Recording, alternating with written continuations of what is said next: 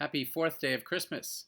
It is December 28th, and December 28th is the day the church remembers the Holy Innocents. Who were they? Well, we return to the story of Christmas, the story of the birth of the Christ child with the arrival of the Magi. These wise men from the east, had seen a star rising, and they thought it auspicious. And so they traveled toward it, hopefully to find what it foretold. The birth of a king, they thought. But they didn't know quite exactly where to go, so they went to the capital of the local land, to the place where they thought they might find people more familiar with local tradition and history and custom. So they found their way into the courts of King Herod, and they asked him, and he didn't know, and so he called on his priests and scribes, and they said it was Bethlehem, Bethlehem of Judea. And so they knew where next to go, but before they left, Herod called to the wise men and said, "Listen, you go, you search for the child, and then let me know what you find out so that I can also go."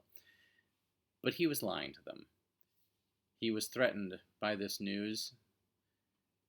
The wise men went, they delivered their gifts, and were warned in a dream to not go back to Herod.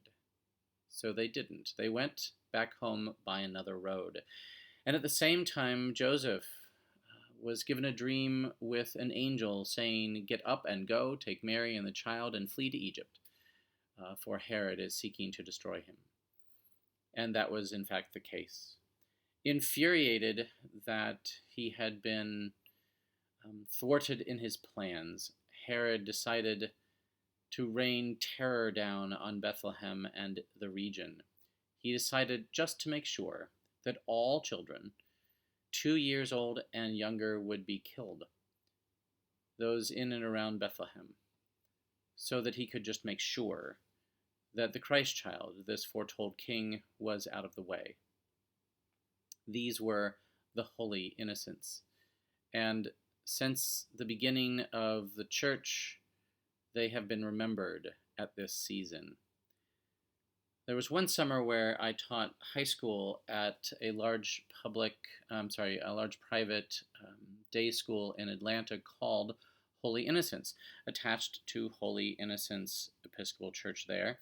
And they have dedicated themselves to serving children by honoring the Holy Innocents of our day, to girls and boys who die as a result of neglect or violence in Georgia. They discovered that there was a great burden on the county and the state for those indigents who had died without family or without the ability to have a proper burial. And so they gave 200 burial spaces in a columbarium that they built dedicated to these children who die at the hands of violence. They felt that it was their mission.